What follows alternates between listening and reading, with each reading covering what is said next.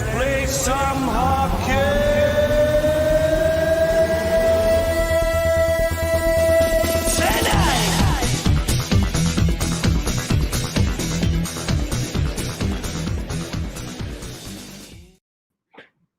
You are watching Gouche Live featuring Paul Rosen.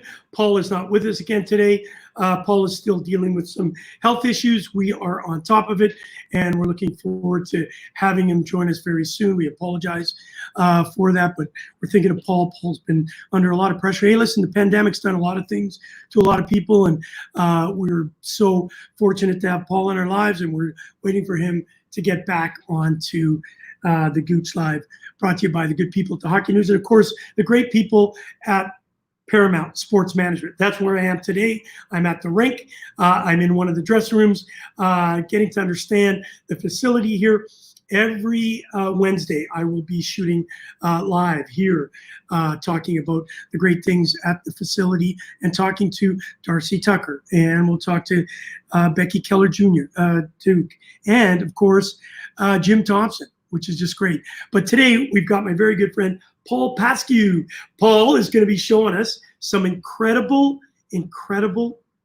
video from years gone by. You're not going to see it any other place than Gouche Live. Well, not really. Anywhere that Paul goes is going to be with him.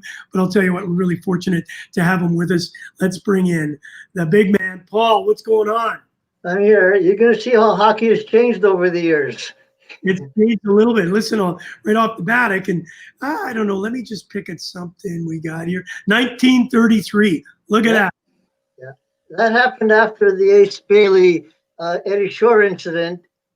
A week later, this goalie, who was actually from Ottawa, he played an exhibition game actually wearing that suit of armor. So they had to be careful. Yeah, no question. Listen, just before that, would play hockey minus goaltenders. What does that mean? Yeah, okay. Well, they were complaining about the goalies being too big. And we're not talking within the last 50 years. We're talking about 1930 something where they said the goalies are too big, which is hard to believe, but that's what they wanted to do. They wanted to take out the goalies because they couldn't score because they're too big. So all the way back to 1930s, they were complaining about the goalies being too big. This article is December the 10th, 1926. Unbelievable. All right, here's a great one, too, in 1949. Yeah, we're going to show you some footage of Turk Broder trying to lose some weight. This was headlines in Toronto in late November, early December 1949. Leafs were on a losing streak, so Conn Smythe looks at Broder and says, "You're too fat." And he's too fat for me, so he made him and a few other players lose some weight. It got so much headlines and notoriety that newsreel companies even went to his house to see him eat. So we're going to show that. Oh, fantastic. Well, you know what? I'm on Turk's weight scale right now, so maybe I'll follow what he did in the video to see if I can lose a little bit of weight. The pandemic's doing lots to us. 1961 in August. Yeah, this is a fellow who, another Canadian, played in California League. He only had one arm, and he played goal. And apparently he was a star. So I don't know if that must be difficult. Holy. Yeah. So yeah, that's true story. Is that the first of its? Has anybody ever played since that time? I know of, only this fellow. Wow. Yeah. That is incredible. Hey, Larry is saying hello to you. I just put it up there right now. There he is. Thanks for joining us, Larry. Yeah. So tell us about you. Is there a little bit more? How did he lose his arm? I forget now, but it's in the story there. Anybody who needs to know can just email me. All right. It's probably some accident, and yeah. Golly. What we learned at Gouche Live. All right, let's go to this. This is a great looking picture. Where's our wandering boy tonight? I know we're going to see a video with a little bit of this in it. Yeah, Gary Smith seemed to like to travel a bit, and he did this a number of times with the Leafs, and then he did it with the California Seals and other teams too. And you ought to get Gary Smith on your show because he's hilarious. And the time he did it in Montreal, he got body checked by J.C. Tremblay at center ice and lost the puck. and it went the other way, and there's no goalie in the net. He's out at center ice. So. Hey, listen, I know every Monday you're doing, or is it every Monday you're doing a Zoom Well, call we with a bunch of changed guys? it Tuesday evenings now. We're doing our Zoom. We're getting a lot of people on it, and a lot of different topics and things, and we're having a lot of fun with it. Well, you know what I could ask you, Paul, is maybe you can get one or two of those guys to come on the show and we could promote it. Sure.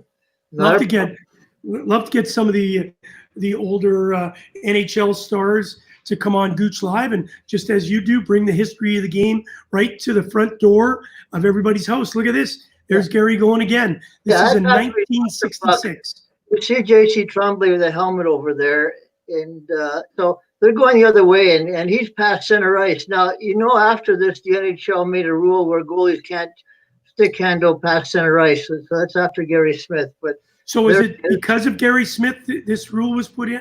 That's or right. Were other goalies? Were other goalies doing it, or just Gary Smith? Center. Yeah. So that's pretty embarrassing. But were there other goalies doing it, or just him? Well, not to that extent. Cheevers did it in the 70s, but then he was a left winger at times with his junior team. But Charlie Rayner did it. A few others did it, but to go past center ice and lose the puck, that's pretty embarrassing. Yeah, exactly. And were they full game? Like as soon as they got out of their crease, guys would be running them, hitting them? Well, he was a pretty big guy.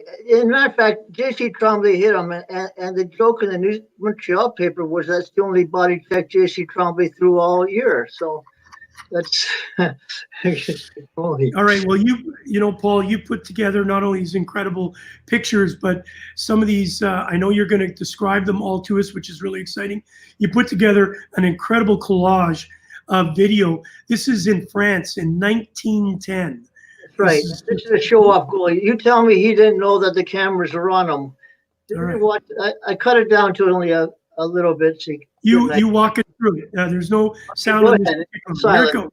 Sound 1910. There he is. That's the goalie there. He's a show-off. He's looking at the camera just to make sure they caught his moves. Roger Crozier had nothing on this fella here. This one's for about 10 minutes, but you're just going to show a little bit here. Yeah. He's an actual that's the goalie? That's the goalie. We're talking 1910. There you go. Look at that. He's showing off. He was one of those guys that loved putting on a show, eh? Hey, please don't throw any shade on J.C. Tremblay. Should be in the Hockey Hall of Fame. I agree he should be in the Hall of Fame too, Todd. Don't worry about that. It's okay. Barry Shelley's so excited to join us, Paul.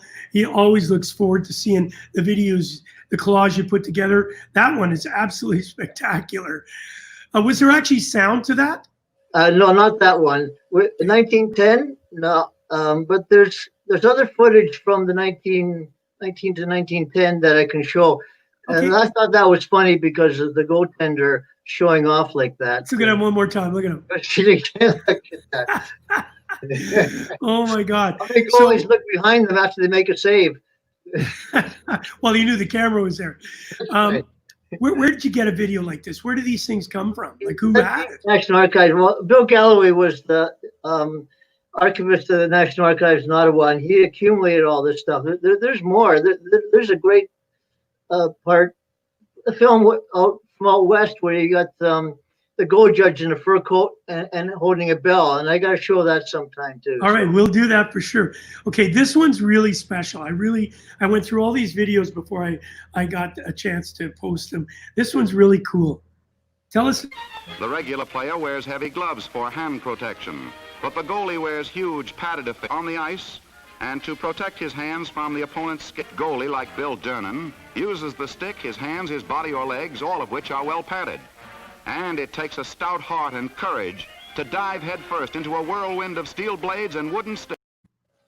Okay, now you notice that he had the glove in his right hand someplace, and then at the end, the last clip, he's got his glove in his left hand. So he's ambidextrous. He could catch. Well, if you looked at the gloves, they look like in both catcher's gloves. So that's kind of incredible that a goalie could do that. He was a tremendous Hall of Fame goaltender too. So is he one of the only ones that was doing it at that time, or was that because obviously I don't know if any others. players have shot the puck both sides, Yeah. left to right, but a goaltender, But now there was no rule back then that one had to be a blocker and one be a catcher, obviously. No, it doesn't look like it. Is there a rule now? Do you know if they've actually implemented a rule? Listen, you can't have two catchers? Hey, the goalies cheat pretty good now. If that would help them, they would do it. Yeah. All right, we're going to look at it one more time. Look at it. The regular player wears heavy gloves for hand protection, but the goalie wears huge padded effects on the ice and to protect his hands from the opponent's goalie like. Unbelievable. Yeah, I was told Blake beside him went left. That's 1948, 47, 48. All right, 1949, you got a great of our buddy Broda. Look at him getting in. Yeah, so that's Garth Bush and Harry Watson behind him. They were also penalized. And yeah, the Turk's really going at it. He did lose enough weight to get back in the net. And Kerry, you said you wanted to do this sort of exercise? Yeah, there, I'm going to get that. That I'm getting for sure. That one's for you. So how much overweight was he actually? Not much. He probably was 185 or something, but it was okay. There's his dinner with his kids and his wife there, and all he got was a celery stick and a sliced tomato. So I noticed some peanut butter on that celery, though. Yeah, the newsreels came. It was such a big deal, publicity stunt or whatever. It lasted for a few days. Got headlines. How good was he? How good was Turk? Probably the best, one of the best. Yeah, especially in playoff time. He didn't win 5 cups for nothing. No. Yeah, and he spent time before. Yeah. Now he had 5 cups? Is that the most successful Toronto Maple Leaf goaltender? Yeah. As far as winning cups, well, he won 4 in the late 40s. 42 he won. 45 he was overseas, so that's 5. Yeah, I don't think anybody won more than 5 with the Leafs. When did he retire? How old was he when he retired? Well, he was 36, but he played in 50-51. Him and Al Rollins won the Vezina, at least won the Cup. 51-52, he didn't play at all except for one playoff game. I think it was Game 4 in 1952 playoffs against the Red Wings. They brought him back after the whole year missing it, and then he played that one game, and he was pretty nervous at that against Howe and Lindsay and all those guys. So, yeah, remarkable man. And a lot of great stories about him as a coach with the Marlies too. And the players played tricks on him and everything. And I got to show you some footage of the Marlies winning in '55 their championship parade and getting a ball. So, well, this is your canvas. Next week, you give me whatever. I've just learned how to. Val is on kind of a sabbatical for the next couple of weeks. He's working really hard for Paramount to get all their literature done. So I'm the producer too. So you just send me what you got. I'll put it together because I find this absolutely fascinating. Todd, thank you for piping in here. Love the Bill Duran footage, Hockey Hall of Fame goalie, and he was an exceptional fastball pitcher. Okay, did he pitch left and right-handed? I'd like to know that. That'd be kind of neat. All right, and then Barry Scheller reminds me of growing up and using what I had. First used the first baseman's glove. Yeah, back then it was just, you know what? We don't forget some of the shin pads were actually magazines. Yeah, and Emil Francis came up with the catching glove because he was a catcher in Saskatchewan in baseball. Yeah. All right, so here's another phenomenal video in 1960. Look at this. Now, wait a minute, what's going on here? The goalie is sitting on the boards. The referee is going down there saying, no, you cannot sit on the boards. If you're going out, you must go. There's the empty net. You must go to your own bench. Let's see, he's skating over towards his bench. Nikolai Puchkov. There he is, number 13, talking to the coach, Anatol Tarasov. Whether to come out or not, there are 17 seconds remaining. The referee there, Richard Wagner. He is sitting on the boards. They're throwing another man. They probably ordered him a hot dog. Yeah. Talk to us about that. Okay. What is that all about? The Russians pulled the goalie. First of all, this is 1960 Squaw Valley, the first miracle U.S. team, and this is against the Russians. And they pull the goalie. They're down by 1, but the goalie doesn't go to his own bench. He goes and sits on the boards. There's no glass on the boards. So the referee didn't appreciate that too much. We had to explain to him that you got to go back to your bench if you're going to pull the goalie. And Tarasov is in that, and I don't know what he was saying to him, but I thought that was different, interesting Priceless. stuff. Well, you know, in Squaw Valley, the Australians, actually, it was the one and only time that they made it to the Olympics. Really? I've noticed in the Hockey Hall of Fame, they've had a couple of times the national team jersey from Squaw Valley. Nice. Look at that. I'm a You know your stuff. You're Australian. unbelievable knowledgeable about Australian ice hockey. Hey, listen to this. Tell us about Squaw Valley. Obviously, you know, that type of scene. There were no glass or obviously nothing around the boards. That was outside though. It was an outdoor rink. Yeah, let's And you just see- Now, wait a minute. What's going on here? The goalie is... wow. Yeah, and when the sun was out, you could see the shadows and all that sort of thing on the ice, and quite different. And that was Bud Palmer, by the way, doing the play-by-play. He did the CBS games of the week in the late 50s, famous broadcaster. Now, in the 1940 with Bill Dern, who was broadcasting that? You recall the? Okay, that came from a film called Ice Lightning in 1948.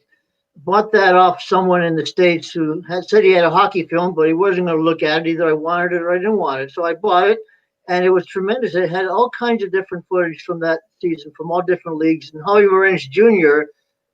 Practicing with the Montreal Junior Canadiens and some of the stuff on there. I wish I could show a lot longer clips of these films because there's so much more in them. Well, you know what? I'm going to, you know what we should do is it'd be great if we can maybe get it to the 1 minute mark. I think because obviously it can only do so. So why don't we do this for next week? Give me one that even goes to 2 minutes that has kind of the commentary in it, because then at least, because what I can't do with this program is I'd love to hear you when there's no sound describe exactly what's going on. But when the sound comes on, it shuts us off, so you can't commentate. So let's take a peek at that. That's our project for next week. We're going to get a little bit longer video, but this next one's really good. And Todd is letting us know Tarasov, the father of Russian hockey. How much do you know about him?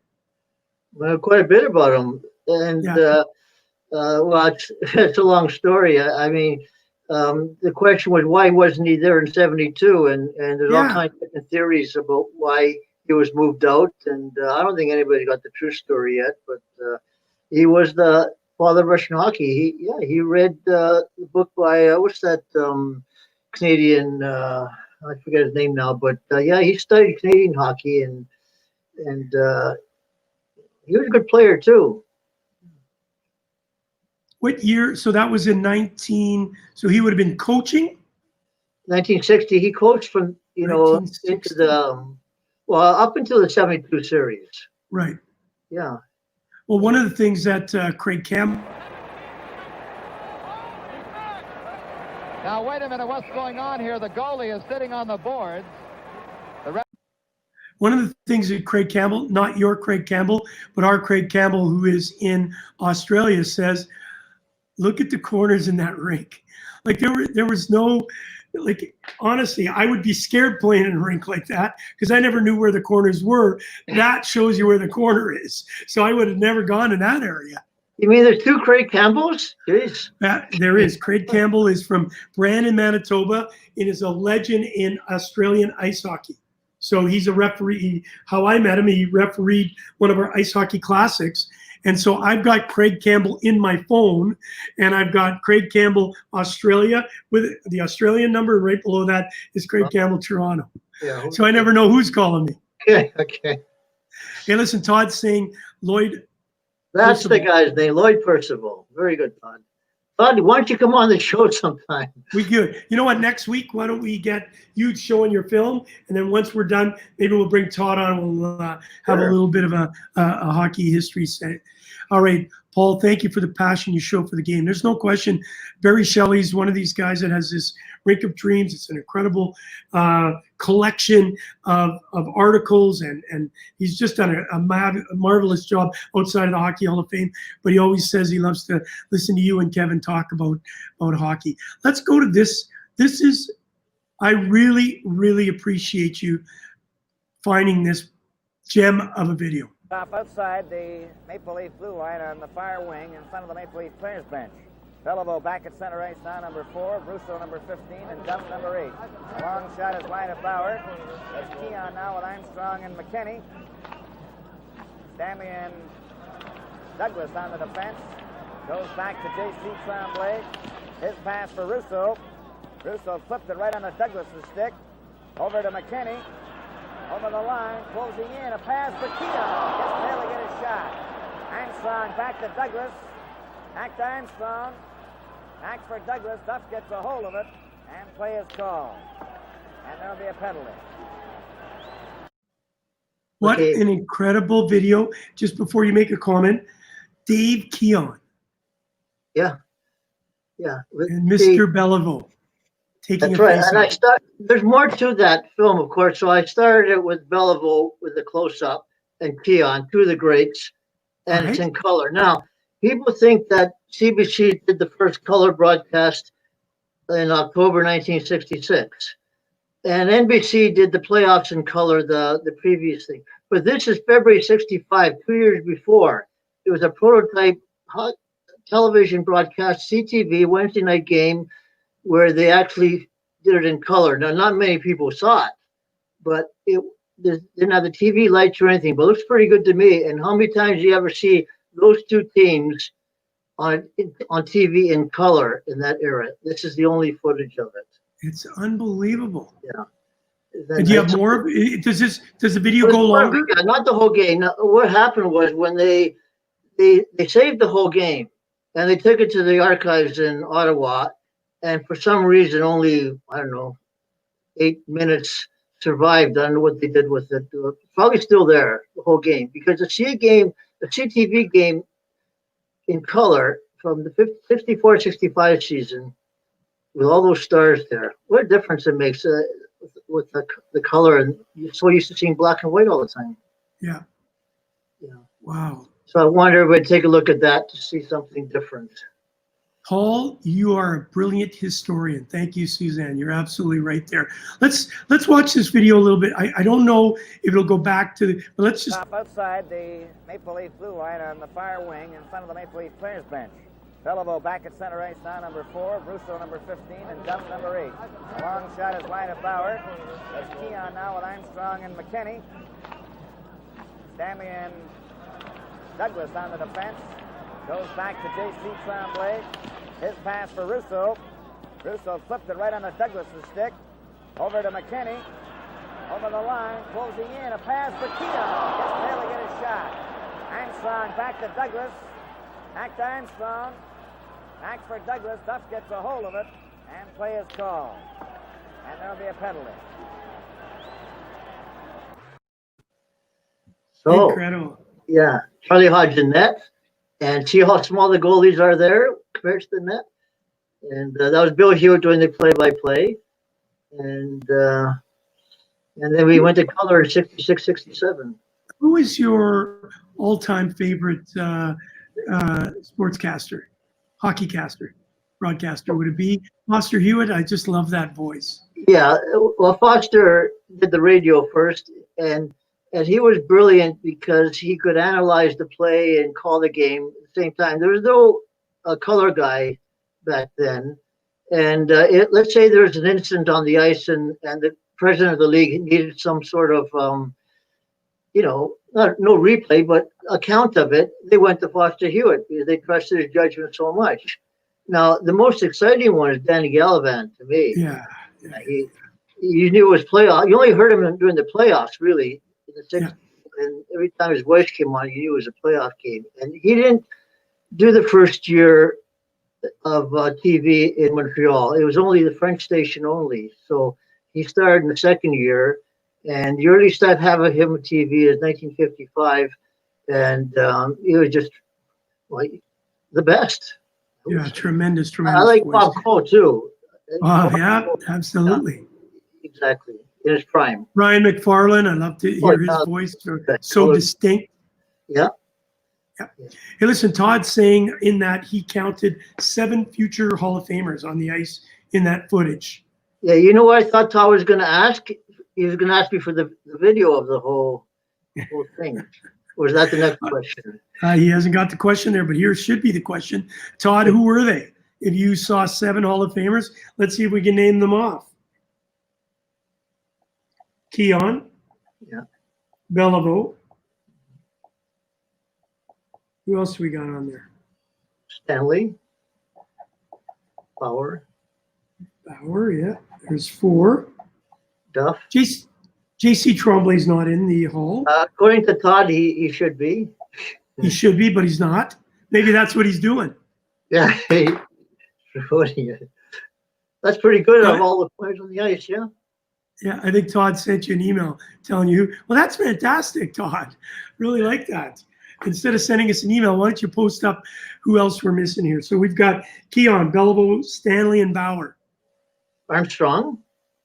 Oh, George, I did not see George Okay, Armstrong. Right. Or Don McKenney, who was a pretty good player himself. Kent Douglas. Yeah, he didn't make. Horton usually played on there. Well, here they are. Yeah. Very, very well done, Todd. Beliveau, Lapierre, Keon, Stanley, Armstrong, Bauer, Dickie Duff. I don't see J.C. Tremblay. Yeah, I don't. He's not on there. No, not yet. He will be there someday. All right. So, how? Tell us about this video. Obviously, you've watched a lot of video because to be able to obviously talk about it, you'd have to actually watch each. How much video do you watch a week of all, or have you resided yourself that you've already done it all, or is there every day or every week or every month you're getting new video that you've never seen before? Yeah. It's usually on request. If I get a request from a family of a player or a player, yeah, that's when I watch the video. Now, there's too much to watch the whole thing. There's hundreds and hundreds of video going back into late 1800s. You can't watch it all. No, but no. you watch on demand, yeah. Yeah.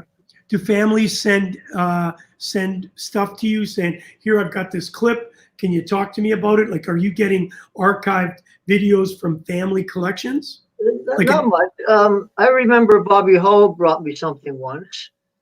That was at work. He brought to my work, and I was walking around with them, and people were shaking their heads. I didn't think what's Bobby Hull doing here?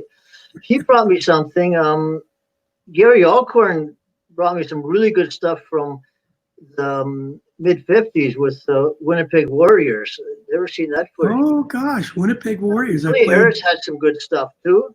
He transferred his trip to Europe with in the summer of 1960. Yeah, so the players do have some things, but most of them have nothing, and they want to show their grandkids. So of course, yeah.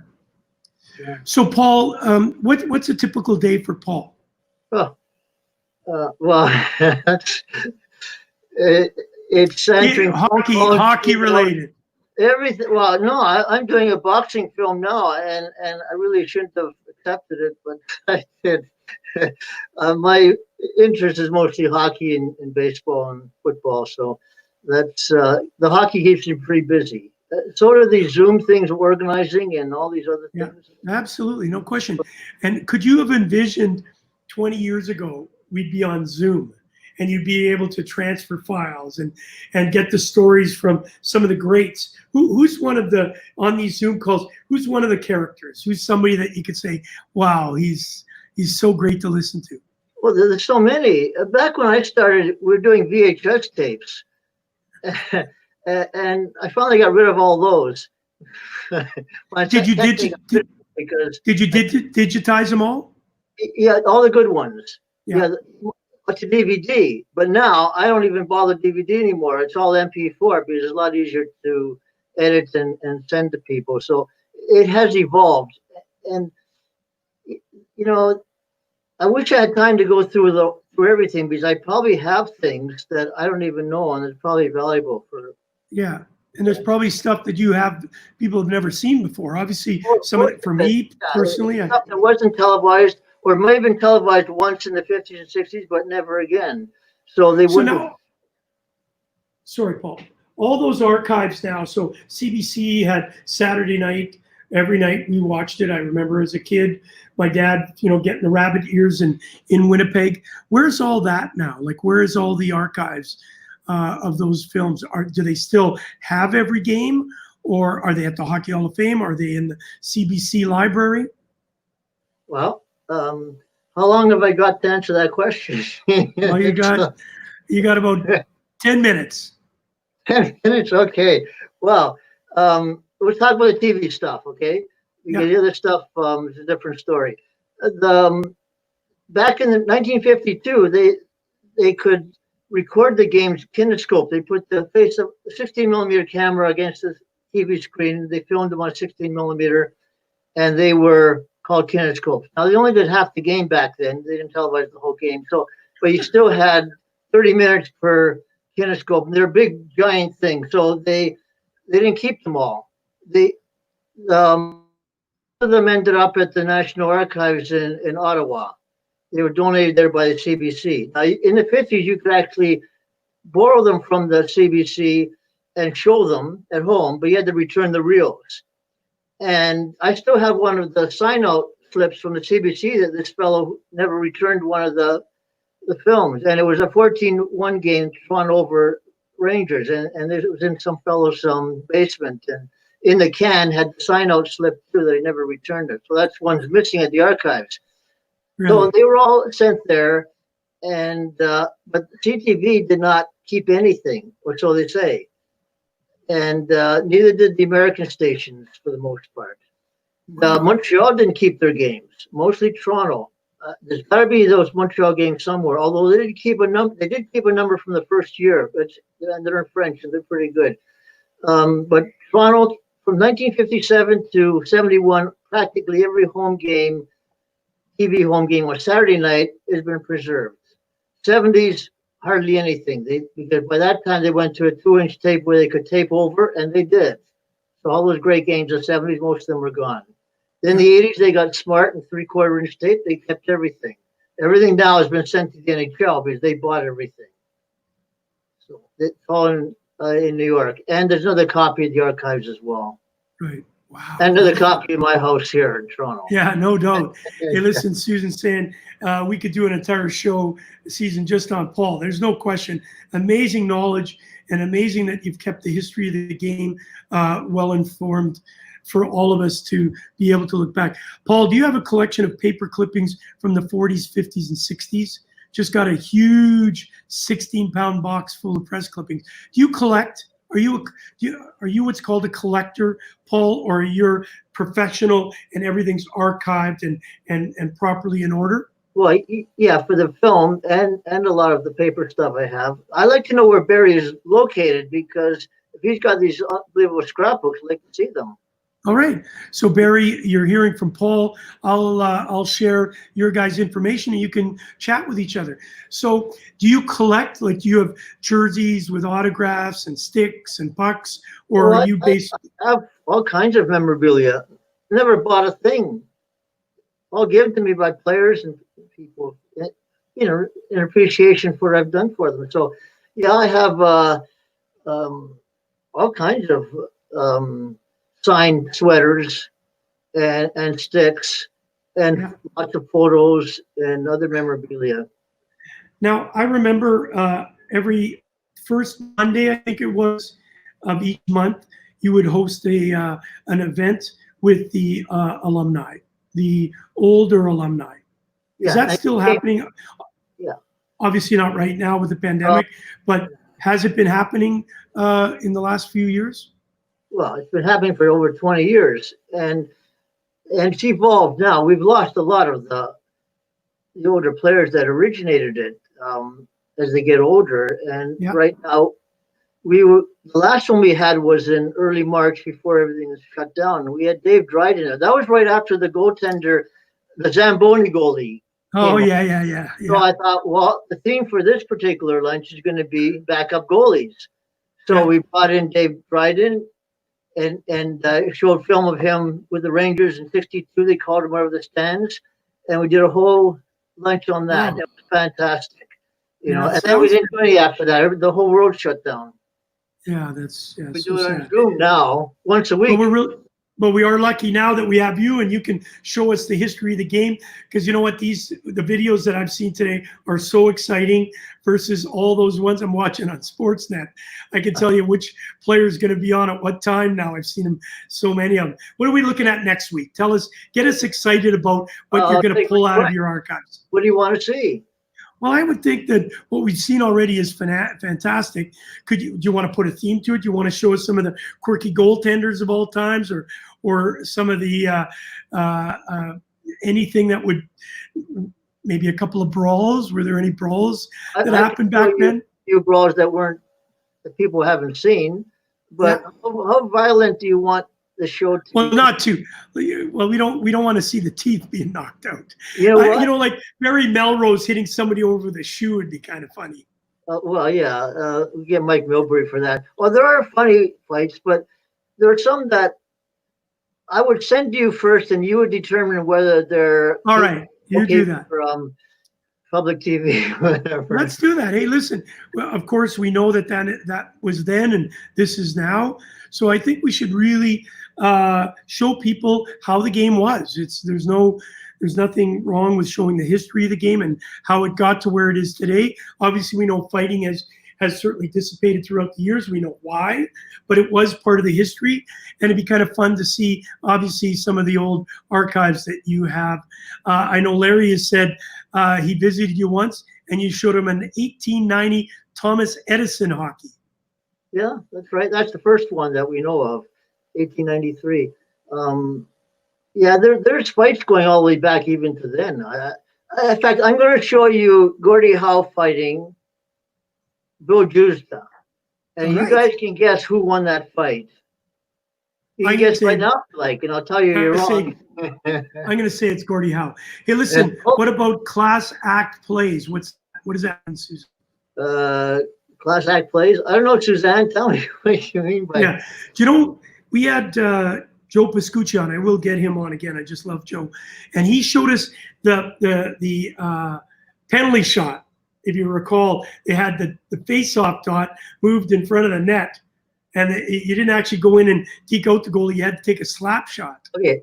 The video, I can show that. I just have to find it. Okay. In 1930s, there's a face-off circle, and the player shoots and he scores. You only go in the game, and that team wins 1-0. The New York Americans. Yeah. To show you how the game has changed. All right. I'm going to show you find that 42 and how the rink is behind the net is so large and all kinds of things. All right, good. We look forward to it. So next week, let's go with kind of the rough and tough, rugged part of the game. If you can, you can send them to me, and I'll start looking at them, and we'll get them up there. Listen, Stephen Rosen, Paul is not with us. Of course, this is Paul's brother. Very good news. I don't know if you knew Paul. Last week, Paul's father had an incident and is back home now, and we're finding out that he's doing very well. Unfortunately, I think that stress has created an issue with Paul, and we hope that Paul is feeling better and on with us next week. I think she's saying moves that require agility, speed, and the clean moves. So I think Susan. Max Bentley, but I know Suzanne wants me to show her grandfather playing. Yes, why don't you? All right. Yeah. Listen, this is Primo was a star of the 30s, and Suzanne's hockey royalty, so I have to show that. We look forward, Susan. We look forward to that. And I know you're not part of the Primos, my good friends Keith and Wayne. I know they're not related, but what a phenomenal name. You have an absolutely historic name. Listen, tell me before we let you go that during the day, are you, you're having your Zoom calls, of course. Are you doing it once a week right now? Yes, we moved it from Monday morning to Tuesday evenings because Monday mornings must be a law or something, because all the hockey players golf Monday mornings, or so they tell me. And people have gone back to work now. So we're trying Tuesday evenings. And that's good for Scully Bowman, because he said, hey, I can come on more regularly now. Oh, good.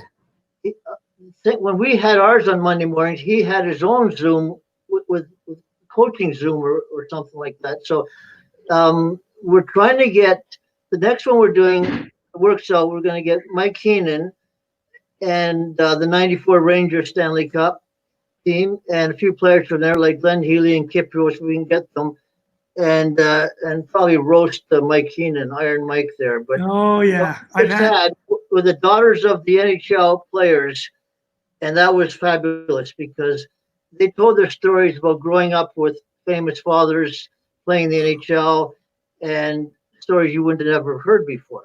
So we're doing different things. Always do That's something. fantastic. Well, I hope that you can get if we could get Scotty Bowman on Gouche Live, that would be unbelievable. Oh, well, I'll give you an email. You can call. All right. Listen, this was a really nice compliment. Obviously, Steve Rosen saying Davey Keon was a player like that, very smooth. So Suzanne is just saying, I know I talked about the little rough and tough game, but it'd also be great if you could pull up some of the archives, some of the greatest players of all times. Dave Keon, seeing him, just a beautiful player. Jean Beliveau, of course, who we already saw. It'd be great to have some of those in the future. So this is your canvas. Paul, I'm going to let you just send me the videos, whatever you got. I know when I pull them up, you know exactly what to say about each one of them. So we're blessed to have you. Whatever you say, you just don't put those videos on eBay, okay? I do not. I would not. I respect you so much. I would not do it. I'll use one or two for the promo of only the Gouche Live when you're coming on, but I certainly wouldn't ever do that. No problem. I will surprise everybody next week with more good stuff. That's a great one. Listen, everybody, Paul's going to surprise us. We'll look forward to seeing some of the greatest archive videos that a lot of people have not seen. Every single video that I saw today, I've never seen. It was the first time. So, Paul, thank you so much. Final word for you on how everything's going with hockey today. Are you excited about them getting back to play? What, me? I don't even think they should be going back. I don't even know if they're going to finish. Yeah. Do you think they'll get started? They might start, yeah. You don't think it's going to finish? I hope everything turns out really well. It's just odd to award a Stanley Cup in the situation they have now. So it's just kind of, what's different, awkward. Yeah, it is kind of awkward. It'd be better if we just left it and started off again in October. I know, with all the sports. Yeah, with all. To be honest, I miss the CFL more than I miss any of the other. Oh, you're a big Argos fan? I'm a big CFL fan, but it's Canadian. Yeah. Any of this Canadian should be supported. Yes, sir. I agree with you 100%. All right, Paul, we look forward to seeing you next week. I am ecstatic about the videos that we're going to see because today's were absolutely outstanding. Thank you so much for that. You're welcome. Glad to be here. All right, buddy. For having me. Love you, Paul. Thank you, bud. Wow, incredible. Incredible. I'll tell you what, there's some people that you meet along the way. Paul is one of those guys that has just shows the passion for the game, and it translates in the way he presents it and presents the videos. Some very exciting videos today, and I know next week we're going to have even more excitement with Paul showing his videos from the archives. He's one of the best historians that I've ever met, and really excited. And of course, he was wearing his blue and white jersey, just as Barry's saying. Listen, Barry, I'm going to put you in contact with Paul. Love to hear the stories that come from you. Obviously, the Rink of Dreams. Listen, it's a short show today. Tomorrow, we're going to have another great show, and I will be bringing you a bunch of great entertainment this weekend. Your work, the creator of the new German Ice Hockey Federation. I'll tell you what, with Leon Draisaitl doing so great in the National Hockey League, and now with the draft this year, Pro 3 going in the top 30, it's the best time for German hockey, and we're really excited about having him come on and be able to tell us how did they do it in such a short period of time. Obviously, them being doing so well in the Olympics, it certainly helped them, but we'd like to really understand, what did he do to get it there? Because you can't just turn a light switch on. You can't all of a sudden have great players. You have to build it. I'm really looking forward to it. And of course, we're looking forward to getting Paul Rosen back. You've been watching Gouche Live featuring Paul Rosen. Unfortunately, Paul has been dealing with health issues, and we pray for him. We've heard that his father's doing well, so that's we're very lucky, and we're so lucky that we have you as fans of Gouche Live, brought to you by the good people of Hockey News, and of course, the great people here at Paramount Sports and Sports Management.